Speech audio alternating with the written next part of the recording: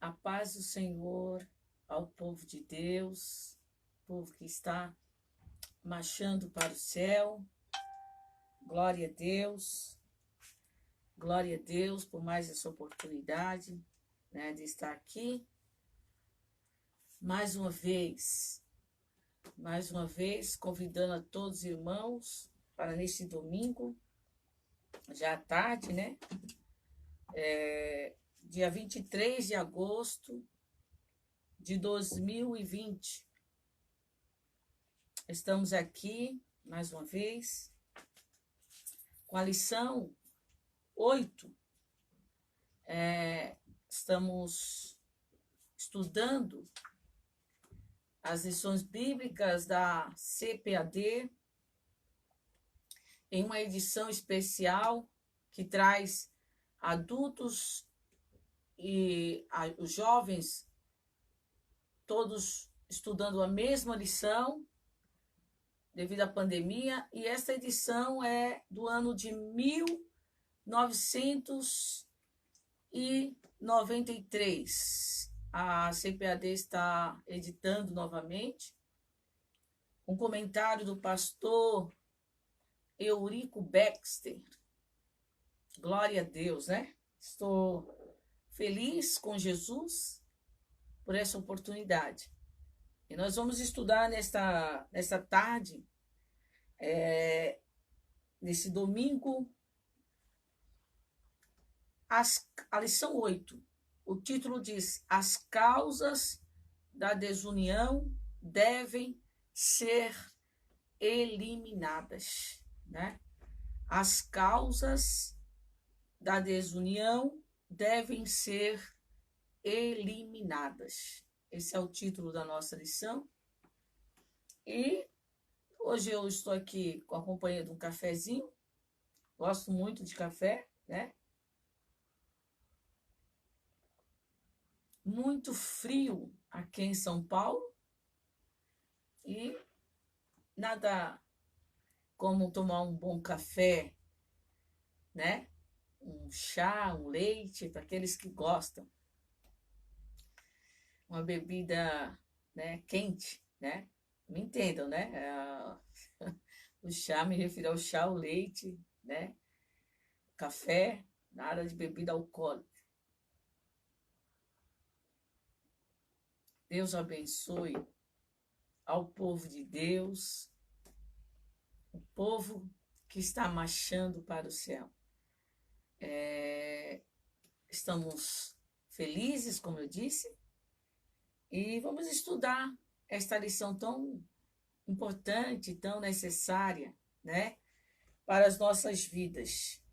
Compartilha aí, os irmãos vão compartilhando com aqueles que estão aí, a família, os amigos. Nós precisamos ouvir a palavra de Deus, né? Esta palavra viva e eficaz. Como diz Hebreus 4:12, né? Nós temos um prazer, né, de poder compartilhar a palavra de Deus. Não podemos ficarmos alheios, displicentes quanto à leitura, o ensino, né? E pela graça de Deus, eu estou aqui, mais uma vez, né? 4:12 de Hebreus. Porque a palavra de Deus é viva e eficaz, e mais penetrante do que qualquer espada de 2 gumes, penetra até a divisão da alma e do espírito, e das juntas e medulas, e é apta para discernir os pensamentos e intenções do coração. Oh, glória a Deus! Que palavra poderosa, né? é a palavra de Deus. Por isso que precisamos estar observando, estarmos estudando. O texto áureo está no Salmo 133, um salmo de Davi, muito conhecido, diz: ó, quão bom e quão suave é que os irmãos vivam em união. Salmo 133, e o versículo 1. Verdade prática. A união é uma força indispensável para a igreja. É um testemunho diante do mundo e um estímulo para o crescimento da obra de Deus. Vou repetir. A verdade prática diz assim: a união é uma forma, ou melhor, a união é uma força indispensável para a igreja. É um testemunho diante do mundo e um estímulo para o crescimento da obra de Deus.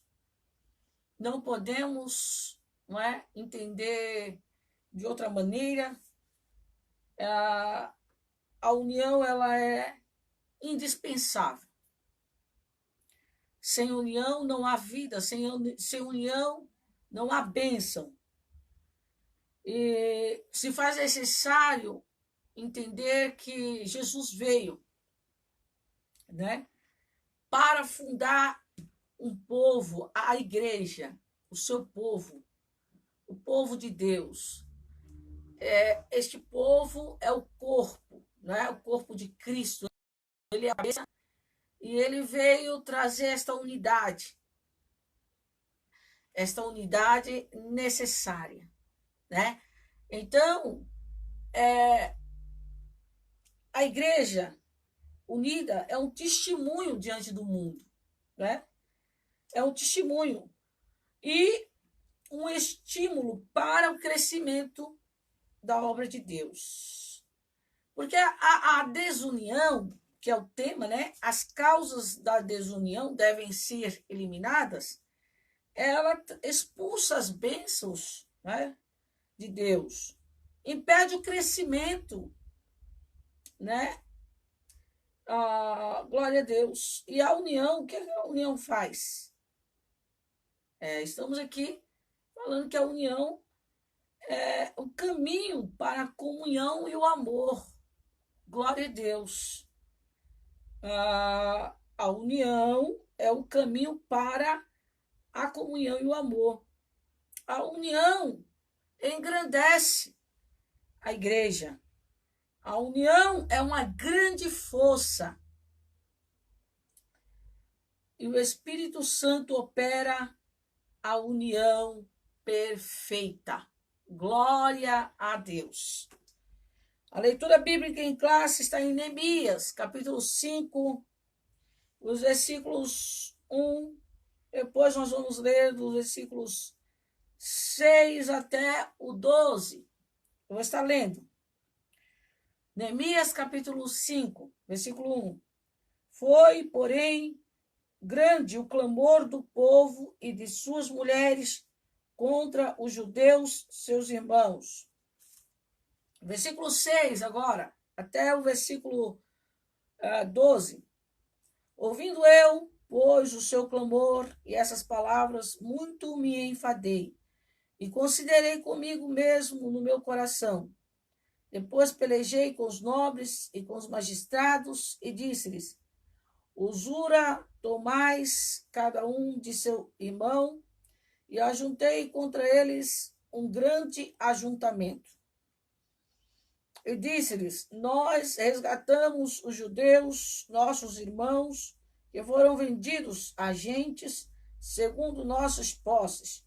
E vós outra vez venderíeis nosso irmão, ou vender-se-iam a nós? Então se calaram e não acharam o que responder. Disse mais: não é bom o que fazeis? Porventura não devíeis andar no temor de nosso Deus, por causa do opróbrio dos gentios, os nossos inimigos? Também eu, meus irmãos e meus moços, a juro, lhe temos dado dinheiro e trigo. Deixemos este ganho. Restituí-lhes hoje, vos peço, as suas terras, suas vinhas, seus olivais e as suas casas, como também o 100º do dinheiro, do trigo, do mosto e do azeite que vós exigis deles. Então disseram: restituiremos e nada procuremos deles, faremos assim como dizes. Então chamei os sacerdotes e os fiz jurar que fariam conforme esta palavra. Essa lição, o objetivo geral é destacar que a união é indispensável para o crescimento e sustentabilidade da obra de Deus. Os objetivos específicos é explicar que a união caracterizada no período pós-exílio serve de referência para a igreja. Expor a injustiça social que ameaçava a união dos judeus nos tempos de Neemias e mostrar as medidas adotadas por Neemias para manter o povo unido em um só propósito. Queridos irmãos, esta lição vai falar a respeito das injustiças que estavam ocorrendo, injustiça social. Veja, nós estamos tratando aqui sobre a nação de Israel, né? Como uma referência para a igreja, como um exemplo para a igreja do que ocorrera após a volta do exílio babilônico. E nós estamos aqui, nesta lição, trabalhando exatamente a questão da injustiça social que ocorreu, porque eles voltaram e agora, no livro de Neemias, nós vemos que Neemias está aqui para reconstruir os muros de Jerusalém, que afinal estava caído, estavam as portas queimadas, como o próprio Anani fala no primeiro capítulo de Neemias, uma miséria. E esse povo também, a sua grande parte, eram de pessoas pobres, pessoas, não é, que estavam ali para recomeçar, não é? E tinham uma classe, né, dos que tinham mais posição ou dinheiro, né? Tinham uma vida mais abastada, né? Ou abastada no sentido de terem dinheiro, né? De terem mais condição. Então, o que estava ocorrendo aqui? Estava ocorrendo que esses que tinham mais dinheiro estavam aqui emprestando o dinheiro àqueles que não tinham, né? E estavam usando de usura, né? Estavam aqui fazendo com que esses pobres que não tinham tivessem que pagar mais caro pelos empréstimos e muitas vezes, né? Eles deviam aqui até dar o seu trigo, suas terras e até suas filhas, não é? Como escravas, porque não podiam pagar o dinheiro que pegavam ali para o recomeço. Aqui está no capítulo 5 de Neemias, que vai falar sobre isso, porque pelo que eles pediam ali a Neemias que interferisse nessa situação. O clamor aqui, né, do povo e de suas mulheres. Eles clamaram ali justiça para que Neemias resolvesse esse problema, né? Então, eles tinham regressados do exílio, então eles estavam ali precisando, né, de ajuda. Passavam com muitas dificuldades, né? Haviam também muitas injustiças sociais e desordens que levavam o povo a um nível de desunião e hostilidade. Neemias foi usado por Deus para levar os judeus a manterem-se unidos em um só propósito.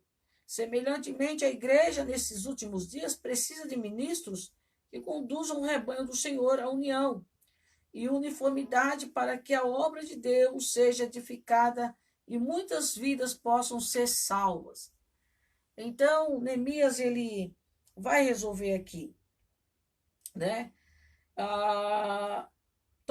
Eles tomavam dinheiro emprestado, né?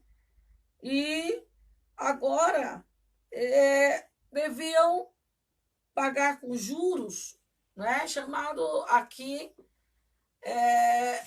o que nós estamos vendo aqui, né? É uma injustiça social recorrente daqueles que querem ganhar dinheiro a mais diante de uma situação difícil que outros estão passando, os agiotas, né? Os agiotas que trabalham assim, verem que uma pessoa está necessitando de uma quantia e emprestam mais com usura para receber aquela quantia, né, a mais com juros. E era o que estava ocorrendo aqui, né? Então, o versículo 4 diz: também havia quem dizia: tomamos dinheiro emprestado até para o tributo do rei sobre as nossas terras e as nossas vinhas. Agora, pois, a nossa carne é como a carne de nossos irmãos, e nossos filhos como seus filhos, e eis que sujeitamos nossos filhos e nossas filhas para serem servos. E até algumas de nossas filhas são tão sujeitas que já estão no poder de nós, já não estão no poder de nossas mãos, e outros têm as nossas terras e as nossas vinhas. Não é? Então, aqui nós vemos que havia aqui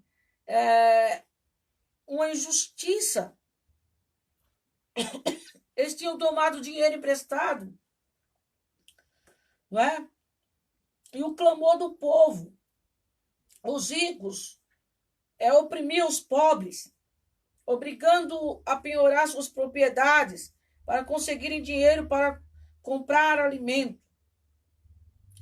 Em alguns casos, os pobres eram forçados a entregar seus filhos como escravos, a fim de não morrerem de fome.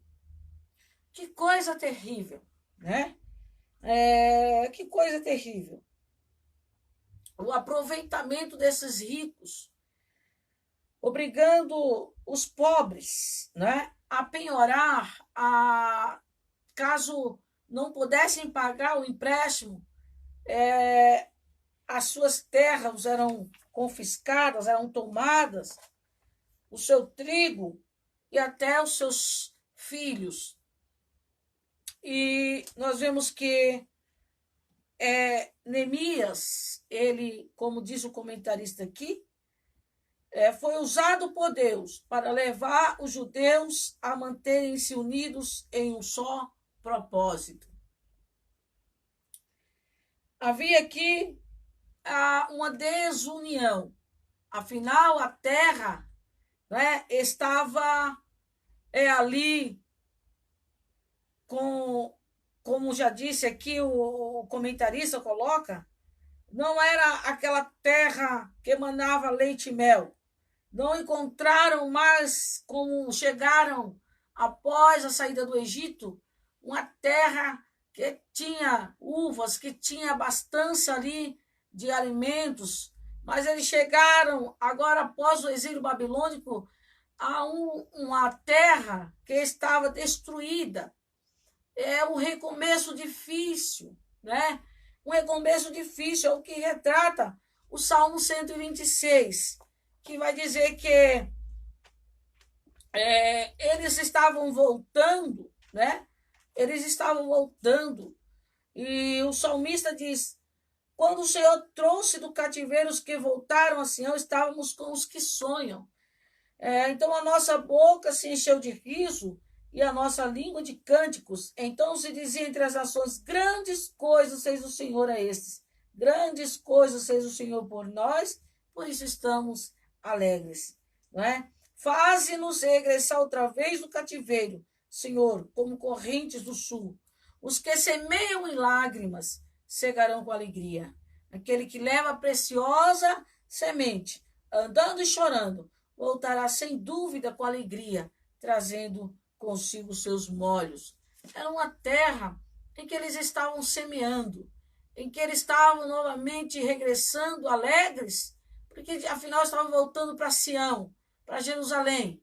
Agora o recomeço era de dificuldade, o recomeço era de que deviam semear com lágrimas, não é? Com dificuldades, como nós estamos lendo aqui no capítulo 5 de Neemias. Mas tinha aqueles que tinham mais recursos, os ricos, estavam oprimindo os pobres. Esta é a chamada injustiça social que havia nesse tempo, né? Então, é o tema da nossa lição que vai falar as causas da desunião devem ser eliminadas. O primeiro ponto vai dizer: a união caracterizava os judeus libertos do cativeiro. Qual era a base dessa união? Né? Todos eram do mesmo povo e confessavam a sua fé no único Deus verdadeiro.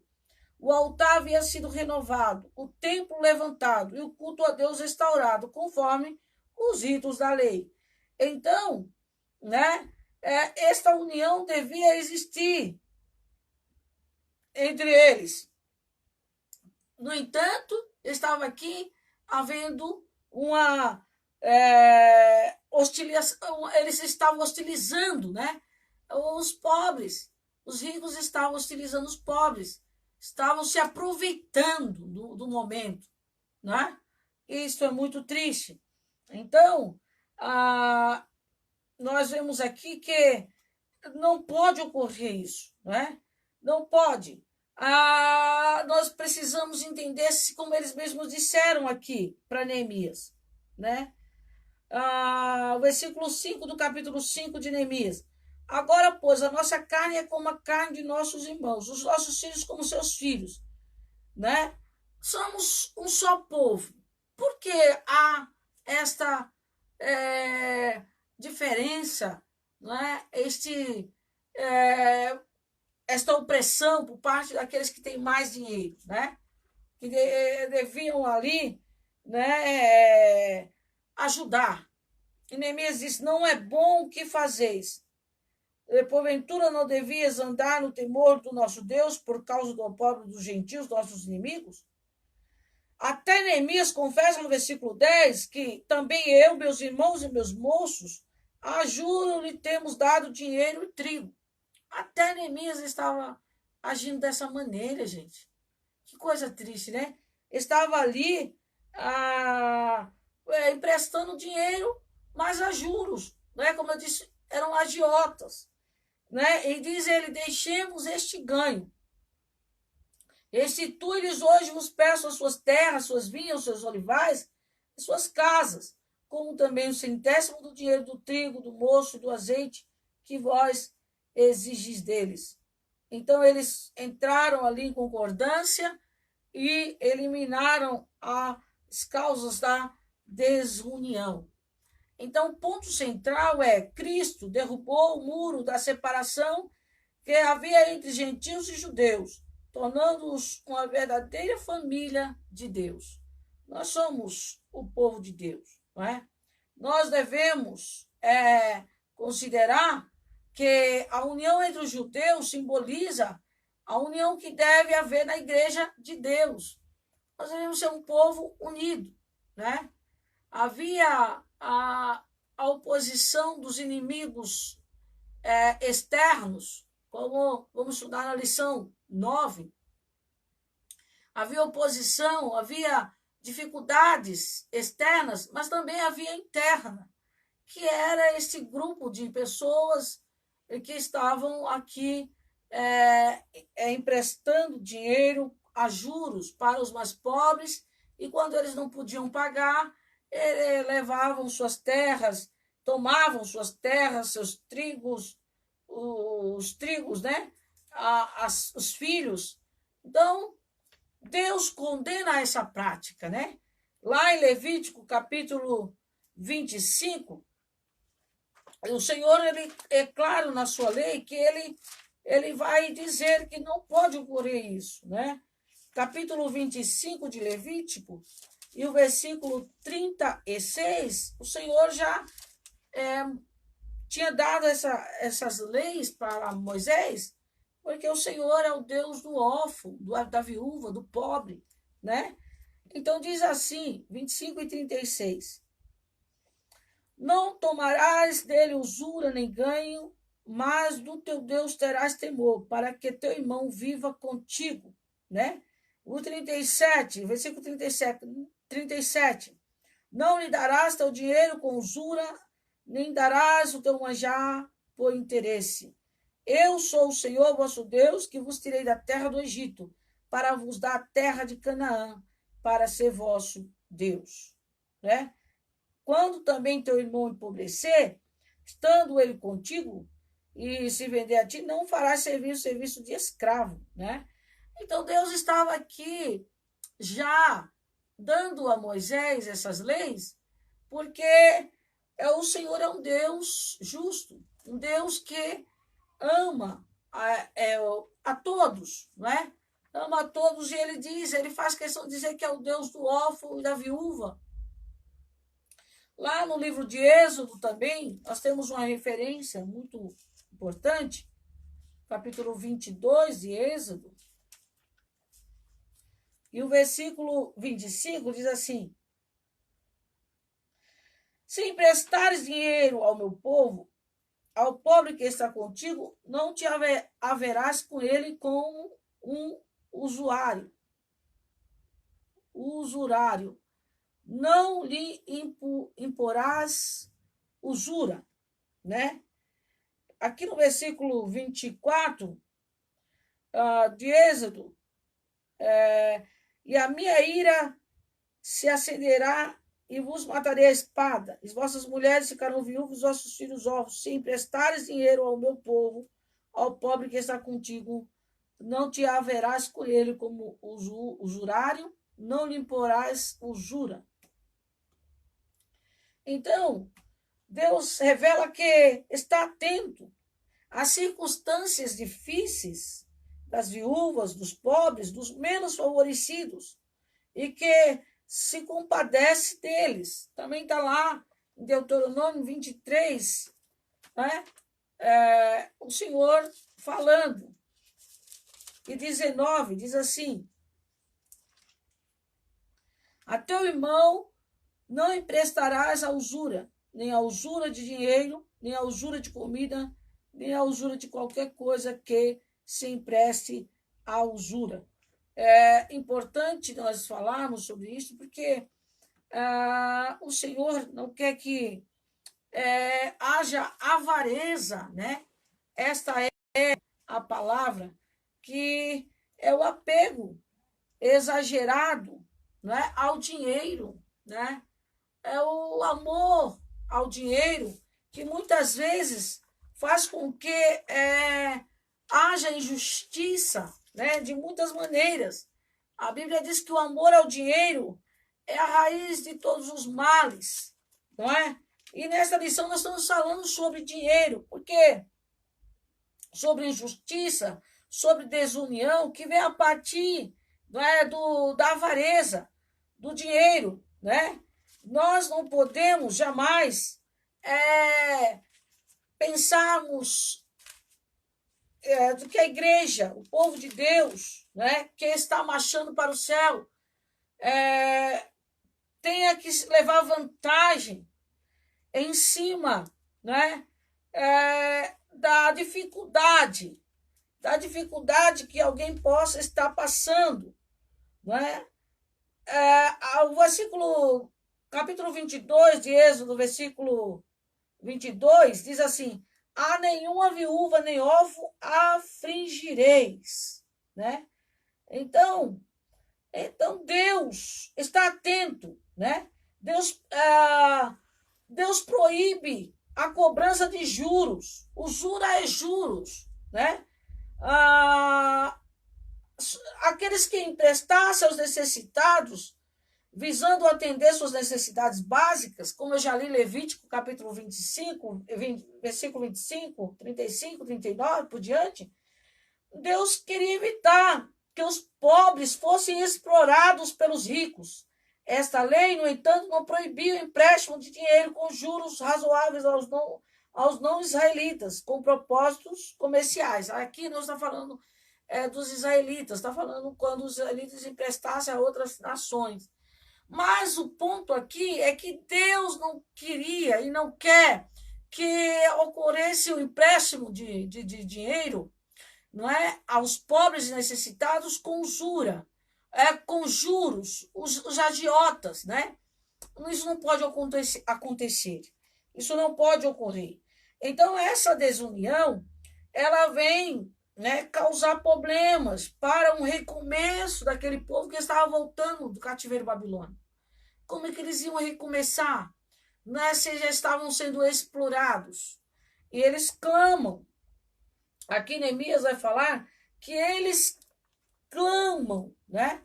Eles clamam e Neemias, até Neemias que estava também com essa prática de emprestar o dinheiro a juros, eles restituem, não é? Eles voltam atrás, eles eliminam esta causa de desunião para depois, né, conseguirem vencer a oposição, que é os inimigos externos, que nós já estudamos algumas vezes aqui nesse trajeto, sobre Tobias, sobre Sambalate, e a próxima lição 9. Mas para que haja força, para que venha combater contra o inimigo, tem que haver, não é, aqui mudanças relevantes no meio do povo. Eliminar as causas da desunião. E isto, não vem ser um exemplo para nós, que nós, como crentes, né, devemos viver uma vida de unidade, de união. Foi o que Jesus ele ora, né, na oração sacerdotal no Evangelho de João, capítulo 17, ele vai orar pedindo, não é, ao Pai que, de fato, esta união possa ser evidente, possa ser santa entre o povo de Deus. Nós, irmãos, devemos sermos unidos, né? Está aqui no capítulo 17 do Evangelho de João, diz assim, o versículo 21, para que todos sejam um, como tu, ó Pai, o és em mim e eu em ti, que também eles sejam um em nós, para que o mundo creia que tu me enviaste. E eu dei-lhes a glória que a mim me deste, para que sejam um, como nós somos um. Eu neles e tu em mim, para que eles sejam perfeitos em unidade, e para que o mundo conheça que tu me enviastes a mim, e que tens amado a eles como me tens amado a mim. Jesus ora para que a igreja seja unida, né, no seu propósito. Não pode haver desunião. Efésios capítulo 4, não é? Nós vamos aqui ler que o apóstolo São Paulo ele vai ensinar também no capítulo 4 de Efésios, e o versículo, glória a Deus aqui, eu marquei aqui, mas não estou encontrando, mas exatamente nesse sentido, né? Que nós precisamos, sim, Efésios capítulo 4, versículo 3, procurando guardar a unidade do Espírito pelo vínculo da paz. Aqui está falando de unidade, não é? Não, só o Espírito Santo ele traz esta unidade, né? Esta unidade Cristo veio trazer, que nós devemos guardar, preservar esta unidade, não é? Esta unidade não é alcançada por nossos méritos, por nossas organizações humanas, mas pelo andar como é digno da vocação como que fomos chamados, né? Então, nós devemos ter lealdade à verdade, andar segundo o Espírito, não é? Isso não pode ser conseguido pela nossa carne. Veja o que o apóstolo São Paulo vai dizer aos irmãos em Coríntios.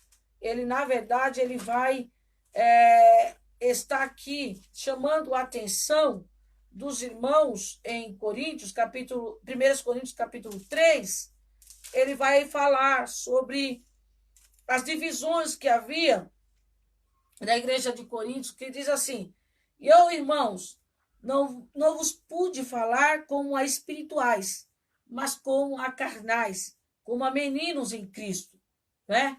Porque havia ali uma divisão, não é? Um diz assim, eu sou de Paulo, outro diz eu sou de Apolo, e outro diz eu sou de Cefas, né?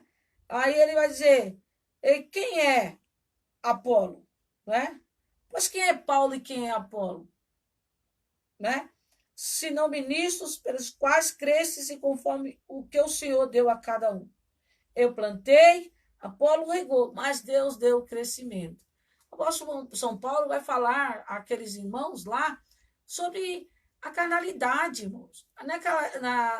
Na carnalidade vão ocorrer muitas dissensões, né? Muitas dissensões, inclusive se tratando de dinheiro, né? Porque a avareza, né? É o apego ao dinheiro, é algo muito difícil de ser, no caso de nós conseguirmos vencer. Só é possível através do Espírito, não é? Não é por força humana, nossa carne. Não é? O apóstolo São Paulo vai falar em Gálatas que ela é má. Nossa carne, está lá em Gálatas 5, e vai falar sobre as obras da carne, né? Cobiça, Gálatas 5, e versículo 17, cobiça, né? Ela vai falar idolatria, prostituição, impureza, lascívia, porfias, iras, pelejas, dissensões, heresias, invejas, homicídios, bebedices, glutonarias e coisas semelhantes a estas, da quais vos declaro, como já antes vos disse, que os que cometem tais coisas não herdarão o reino de Deus. A nossa carne, irmãos, ela é terrível, ela é má. Só é possível quando nós crucificamos a carne, não é, os nossos desejos, e vamos ser guiados pelo Espírito Santo de Deus para acabar, não é, com as dissensões dentro da igreja, os grupos dentro da igreja, né? É esse grupo que traz muitas vezes problemas para a edificação da casa do Senhor, não é?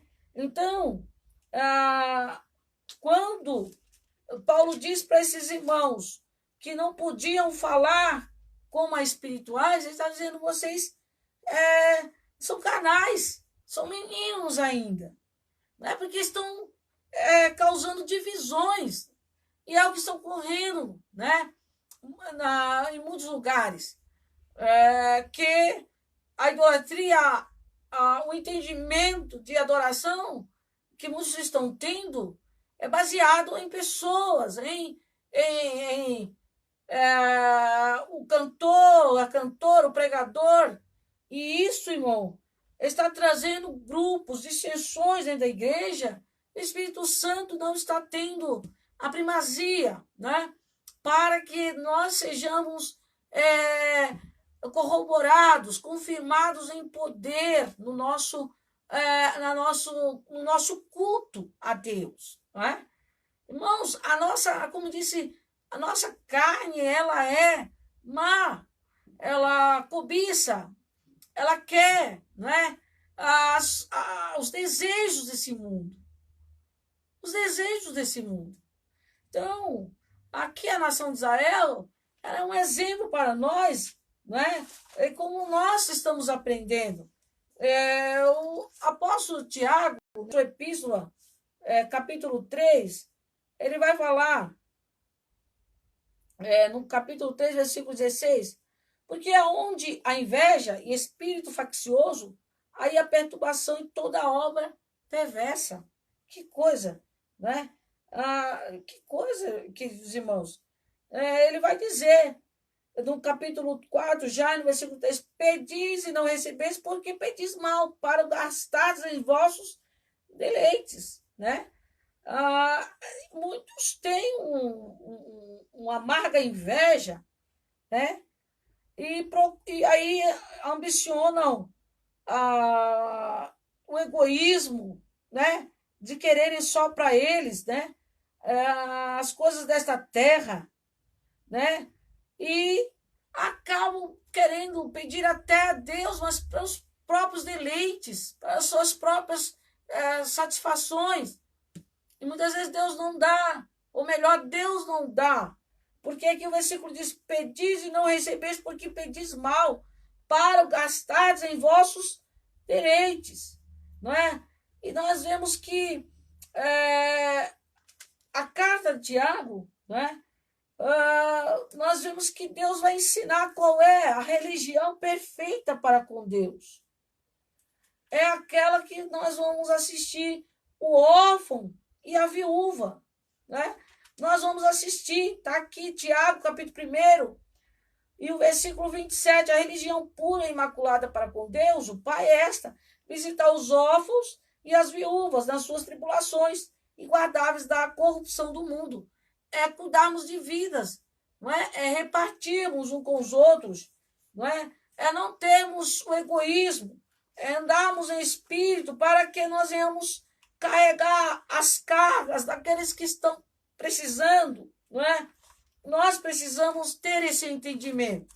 Então, aos Gálatas, o apóstolo Paulo também vai falar a respeito, a respeito desta unidade, no versículo, no capítulo 6 e o versículo 16, ele vai dizer: e a todos quantos andarem conforme esta regra, paz e misericórdia sobre ele e sobre o Israel de Deus. Ele está falando, não é? Que nós devemos fazer o bem, né? Nós devemos levar a carga um dos outros, está lá, 6 e 2 de Gálatas, levai as cargas um dos outros, e assim cumprireis a lei de Cristo, né? Ele vai nos ensinar, no versículo 9, e não nos cansemos de fazer o bem, porque a seu tempo ceifaremos, se não houvermos desfalecido. Né? Então, enquanto temos tempo, façamos o bem a todos, mas principalmente aos domésticos da fé. Nós precisamos, não é, fazer o bem. Aquele que Tiago diz que aquele que sabe fazer o bem não faz, né? Está pecando, é omissão. Nós precisamos entender que o Senhor não quer que nós venhamos sermos avarentos, né? O Senhor não quer que nós venhamos trazer dissensões para o seio da igreja, né? Precisamos ser espirituais, não é? Precisamos andar em espírito, para que o Espírito Santo nos oriente, eliminar as causas das desunião, né? Há muitos que estão dentro da igreja, né, com a carnalidade, né, que causam dissensões dentro da igreja, porfias, não é? Emulações. E isso tudo, irmãos, é um problema, porque nós, como servos do Senhor, devemos ser um testemunho para o mundo de unidade, como já foi lido aqui, de que a igreja é unida, né? Que a igreja está obedecendo ao Senhor.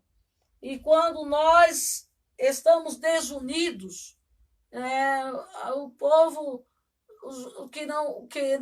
que estão lá fora, que nos veem, vem uma igreja, um povo desunido, um povo que está na carnalidade, né? Como Paulo disse, está fazendo grupos dentro da igreja, está fazendo dissensões, causando facções.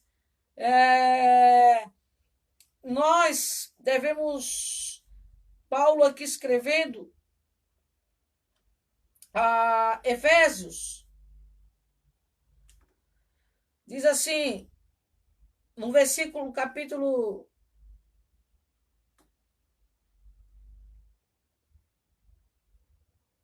vou ler capítulo 4, versículo 23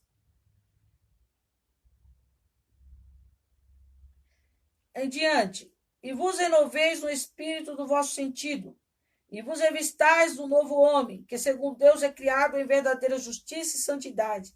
Pelo que deixar mentira, falar a verdade a cada um com o seu próximo, porque somos membros um dos outros. Irai-vos e não pequeis, não se põe só sobre a vossa ira, não deis lugar ao diabo. Aquele que furtava, não furte mais. Antes trabalhe, fazendo com as mãos o que é bom, para que tenha o que repartir com os que tiver necessidade. Não saia da vossa boca nenhuma palavra torpe, mas só a que for boa, para promover a edificação, para que dê graça aos que a ouvem. E não entristeçais o Espírito Santo de Deus, no qual estáis selados para o dia da redenção. Toda amargura, e ira, e cólera, e gritaria, e blasfemas, toda malícia seja tirada de entre vós. Antes, sede uns para com os outros benignos, misericordiosos, perdoando-vos uns aos outros, como também Deus vos perdoou em Cristo. Então, queridos irmãos, devemos tirar toda esta cólera, toda a ira, toda malícia, não é? Maledicência, não é? Como o Tiago também diz, não está falando mal um dos outros, não é? Tem a amargura, né? Tristeza. Não podemos, irmãos, dar lugar a essas coisas no nosso meio, né? Coisas que não edificam, né? A desunião, né? E devemos considerar que se nós não arrancar isso de dentro de nós, do nosso meio, não tem como o Senhor operar, irmãos, porque o Espírito Santo é santo. Ele não vai estar nos dirigindo, não é? Então, tirai toda mentira e fala a verdade, cada um para com os outros. Sejamos transparentes, sejamos sinceros, não é? Procuremos ajudar uns aos outros. Então, a síntese do tópico 1 vai dizer: o mistério da Igreja de Cristo, formada pela união entre os judeus e gentios, estiverem oculta desde a eternidade. Então, aqui mostra que Jesus derrubou a parede que havia entre os judeus, né, e as outras nações, como está em Efésios aqui, essa referência, no capítulo 2 e o versículo 14. Porque ele é a nossa paz, qual de ambos os povos fez um, derribando a parede de separação que estava no meio. Jesus veio derribar a parede da separação, não é? Então, quando o tópico 2 vai dizer a união entre os judeus estava ameaçada, esta injustiça social estava ali, ameaçando a união. Então, tomavam emprestado dos seus irmãos mais ricos e os mais pobres pediam emprestados o dinheiro, né? E eles cobravam juros altos, os ricos cobravam juros altos, até com usura, para os mais pobres não conseguirem pagar os empréstimos tomados dos irmãos mais ricos, né? Tomavam suas casas, suas terras, como já falei, suas filhas, e os filhos levavam como servos. Está lá em Neemias 5, do versículo 1 até o 5. Isso foi a causa do grande clamor entre os judeus. E esse assunto chegou ao conhecimento de Neemias. E Neemias não foi indiferente. né? Nós não podemos ser indiferentes às injustiças. O pecado trouxe muitas injustiças, irmãos. E o pecado é injusto, na verdade. E nós não podemos ser conivente com, com a injustiça. Não podemos, irmãos. Não é? Veja lá o que Paulo vai falar também em Coríntios 13, que o amor não folga com a injustiça. Né? Tem muita gente que diz que ama, mas é injusto no seu comportamento. Está lá, Coríntios 13. Vamos ler? Esse capítulo tão rico, né? Que fala sobre o amor. Então, 13 de 1 Coríntios, e o versículo 5. Vou ler do versículo 4. A caridade é sofredora, é benigna. A caridade não é invejosa. A caridade não trata com leviandade, não se ensoberbece, não se porta com indecência, não busca os seus interesses, não se irrita, não suspeita mal, não folga com a injustiça, mas folga com a verdade. Então, essa coisa de dizer, eu amo, mas buscando seus interesses, seu egoísmo, não é? Buscando somente, eu estou bem, então não importa o que ocorre com meu irmão, com minha família, importa sim, porque se nós amamos, nós vamos nos importar, não é? Então é o que está ocorrendo muitas vezes, né? Está ocorrendo porque se minha vida tá boa, obrigado, então eu estou vivendo de forma regalada. Não há amor. Porque o amor, Deus é amor, não é? Ele é testemunhado com as nossas ações, com as nossas obras. Quando o Tiago diz que a verdadeira religião é suprir as necessidades do órfão e da viúva, está dizendo que é o Senhor que diz que é o Deus da viúva e do órfão, ele é o Deus do desamparado. E nós, como seus servos, como a sua igreja, não podemos, né? Não podemos falar de amor, né? E não entender o que é o amor. O amor é um sacrifício que nós devemos fazer em se importar com o outro, né? É deixar os nossos interesses para, né, se importar com alguém que está próximo ao nosso próximo. Então, se eu tenho uma condição e o Espírito Santo está me guiando, eu vou atuar. Não, eu não vou querer só para mim, né? Eu não vou querer só o agasalho para mim. Eu vou querer agasalhar alguém que está perto de mim, que está precisando. Não é? Por que Tiago ele fala dessa maneira, meus irmãos? Pedis e não recebeis, porque vocês estão pedindo só para os seus próprios interesses. Né? Adúlteros e adúlteras, não sabeis vós que a amizade do mundo é inimizade contra Deus? Aqui ele está falando para a igreja, não é? Que está vivendo uma vida dupla. Não sabe se serve a Deus ou se serve ao mundo. E ainda vai pedir a Deus, mas pedindo errado, pedindo para mim, para os meus próprios, para gastar nos meus próprios deleites. Deus quer que nós venhamos fazer o bem, que nós não venhamos ajudar.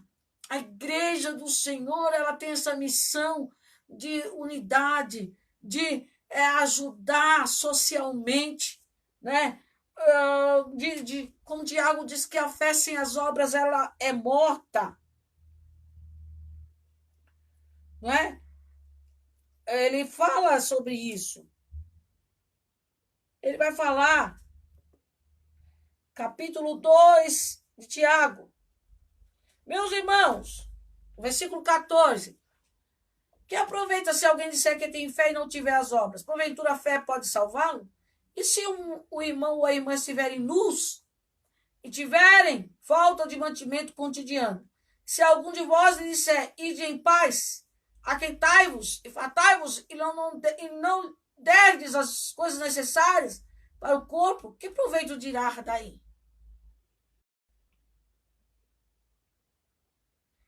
Assim também a fé, se não tiver as obras, é morta em si mesma. Que proveito tem? Se alguém, um irmão ou irmã estiver nu e nós vai e eles estão sem mantimento também, e nós dissermos para eles, idem em paz, aquentai-vos e fartai-vos, e não derdes ao proveito, e não lhe derdes as coisas necessárias para o corpo, que proveito virá daí? É hipocrisia, é hipocrisia.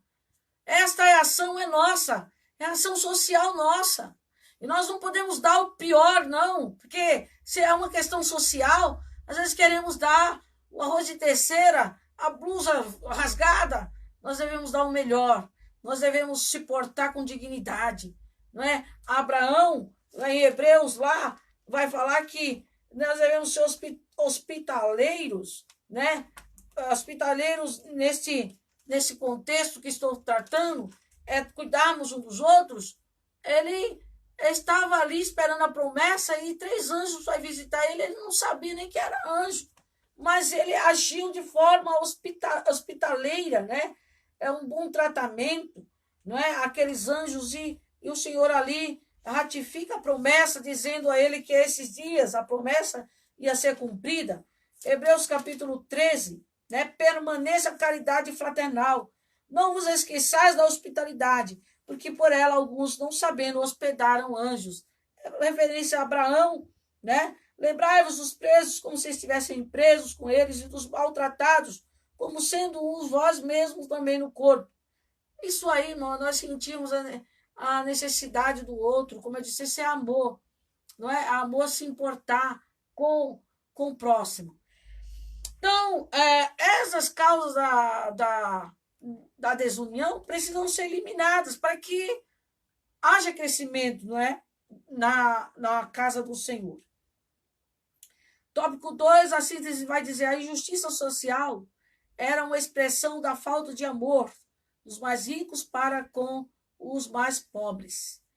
Então, nós precisamos entender que aqueles que têm mais riquezas, né, que têm mais condição, precisam da assistência, precisam ajudar, né, precisam entender que Deus deu para que ocorresse esta ação social por parte daqueles que têm mais condições até de fazer mais.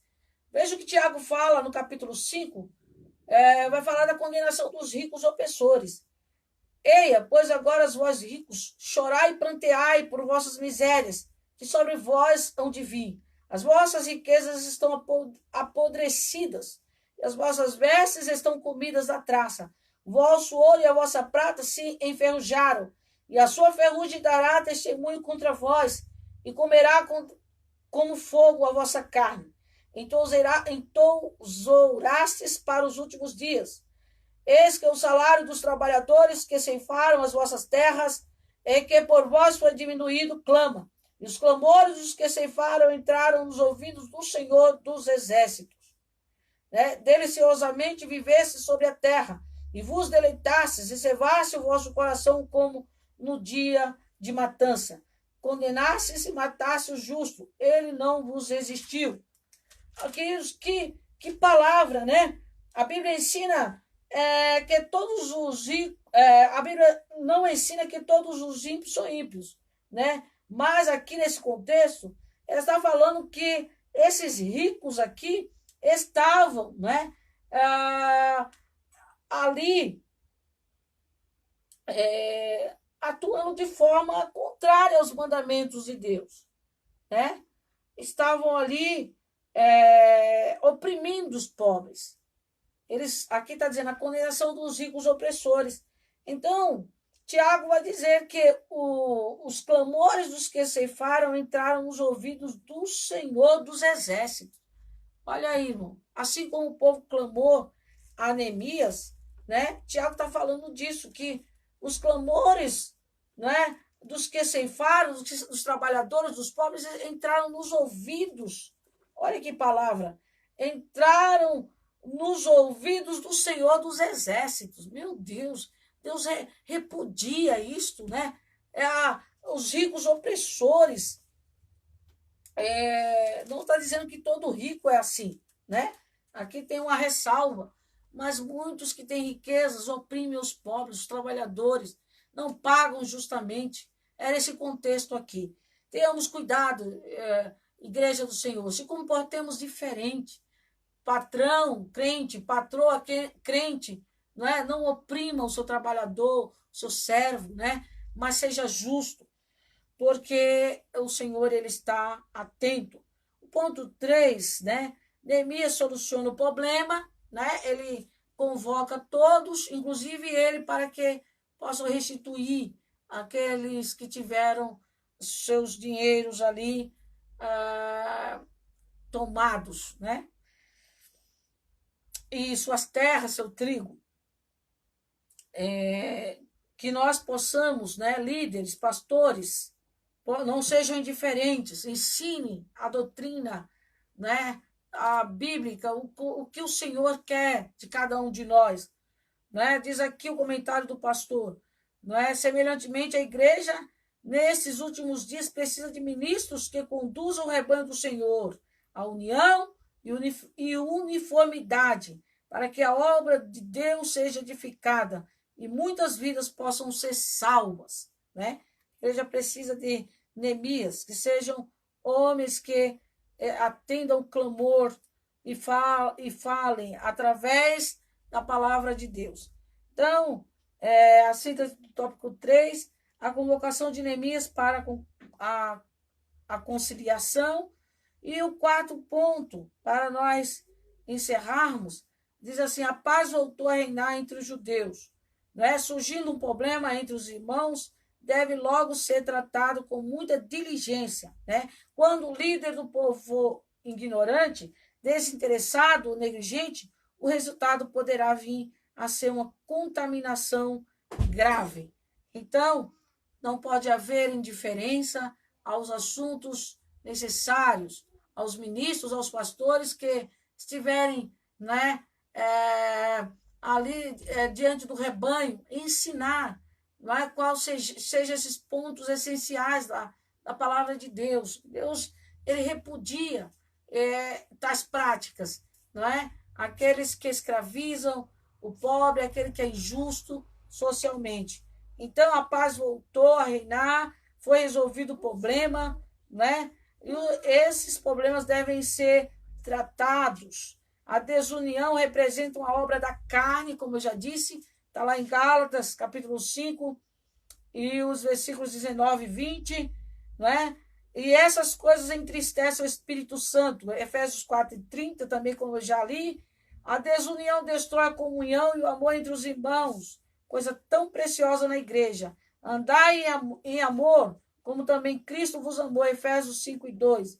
Quem ama a Deus, ame também a seu irmão. 1 João 4, 21. Jesus orou para que todos sejam um, como tu, ó Pai, o és em mim e eu em ti. Está lá no Evangelho de João 17, 21, também já li. Finalmente, devemos cultivar nosso testemunho diante do mundo. A união entre os crentes é o selo da estabilidade espiritual e da paz na igreja. João, capítulo 17, versículo 4. A oração tão conhecida de Jesus, em que eu também já li alguns versículos, é sobre a unidade. 17, João, capítulo 17, o versículo 4. Para nós estarmos encerrando, eu glorifiquei-te na terra, tendo consumado a obra que me deste a fazer. Jesus veio fazer, não é exatamente esta igreja, fundar esta igreja, este povo, né?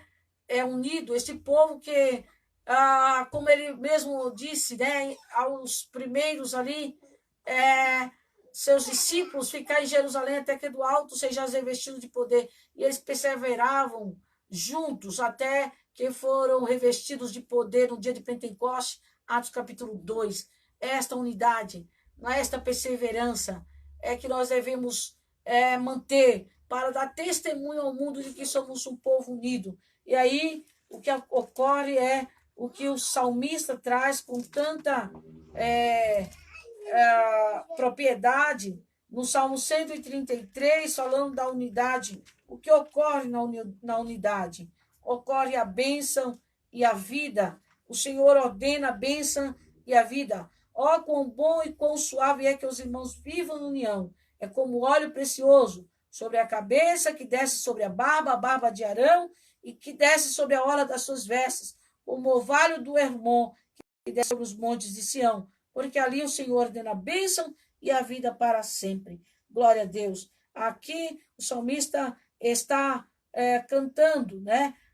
O salmista Davi está dizendo, glória a Deus, que o Senhor, aleluia, quer que nós venhamos viver em união. Este é o propósito de Deus. Esta união, nós vamos ser observada, esta união, como o próprio Tiago falou, na prática, no amor, não é? O tópico 4 vai dizer a síntese.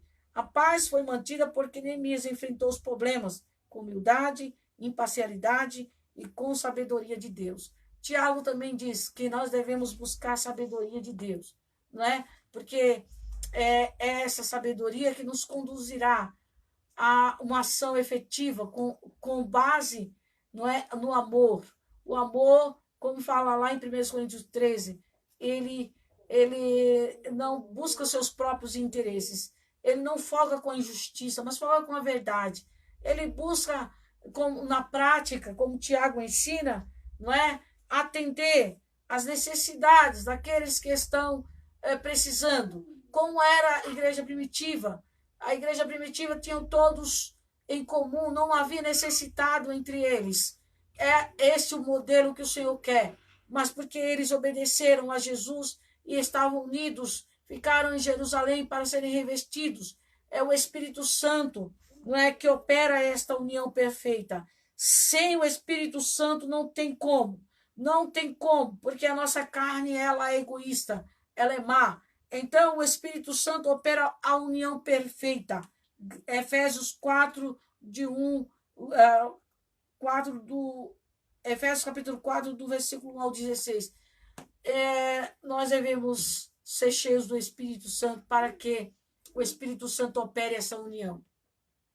Para que toda a nossa carnalidade seja crucificada. Nossos desejos mesquinhos, não é? Como o Tiago diz que nós pedimos, muitas vezes pedimos mal e não recebemos porque estamos preocupados só com os nossos interesses, não é? Com o meu casaco, como eu disse, com o meu armário cheio. Mas quando pedimos, Senhor, Deus, me dê condição de ajudar alguém nesse dia. Abra, não é, o seu coração, abra as suas mãos para que nós venhamos, de fato, praticar. Não adianta pregarmos, como o Tiago diz, onde já li também na sua epístola, pregarmos para alguém que está precisando de alimento, que está sem roupa, e dizemos, vai em paz. Não é? De nada valeu, porque a fé sem as obras ela é morta, mas essa fé precisa ser viva, né? Ser colocada em prática por cada um de nós. Então, como essa lição preciosa nos ensinou, as causas da desunião devem ser eliminadas. O dinheiro, ela não pode ser o nosso Senhor. O dinheiro não pode ser o nosso Senhor. O nosso Senhor é o nosso Deus. Não é? Muitos estão aí com usura, com avareza, porque o dinheiro estão servindo ao dinheiro, como Jesus disse. Não dá para servir a Deus e a mamon, que é o dinheiro. Temos que servir a Deus. E Ele nos dará condição. Ele nos dará, porque Ele é o dono da prata e do ouro. Mas que nós venhamos praticar, não é, a boa religião, a religião verdadeira, a única, que é da assistência aos órfãos, às viúvas e aos pobres, não é? E não querermos somente para nós. Esta é aqui, né, nessa lição, o ponto central, que era o dinheiro, não é? A usura, a avareza, e precisa ser eliminados dentro de nós. Essa ganância, não é? Tem gente que tudo que vai falar, fala de cifrão, de dinheiro, não é? A alegria em falar mais de dinheiro do que de almas, não é? Tem pessoas que se alegram em falar de dinheiro mais do que Jesus salvou alguém, não é? Então nós não podemos ser assim. Nós precisamos, irmãos, entender que o Senhor quer nos dar condição, mas essa condição não pode nos tomar, nos conduzir o dinheiro, mas sim o nosso Deus, para que esse dinheiro seja para atuar na vida daqueles que estão ao nosso redor, do nosso próximo, né? Não sejamos egoístas, não sejamos avarentos, não sejamos desunidos, né? O Senhor, Ele quer que nossas finanças também, né, sejam colocadas em prática, como foi o bom samaritano, né? O exemplo que ele deu. Ele cuidou daquele moço e ainda pagou, tirou dinheiro, né? Tem gente que não tira dinheiro para dar para ninguém, para ajudar ninguém, não é? Deus quer que nós não venhamos sermos assim, mas sermos unidos. Se Deus te deu, se Deus me deu, é para que nós venhamos atuar, para que nós venhamos ouvir a voz do Espírito Santo e irmos até alguém que está precisando levar a palavra e levar o dinheiro, levar a palavra e levar o casaco, levar a palavra e levar o arroz, o feijão, tá bom? Esta é, né, o testemunho que a igreja deve dar. Que Deus abençoe. Eu estarei orando, agradecendo a Deus por esta linda lição, né, que nós aprendemos nesse domingo, de à tarde, né? Que Deus abençoe a todos, no nome de Jesus. Pai amado, Pai querido, quero te agradecer por essa lição, Senhor. Meu Deus, que nós possamos entender que tudo que o Senhor nos tem dado é para que nós venhamos ser mordomos, meu Pai, para que nós venhamos administrar, dirigidos pelo Teu Espírito Santo. Não é nosso, Senhor, mas é tudo do Senhor.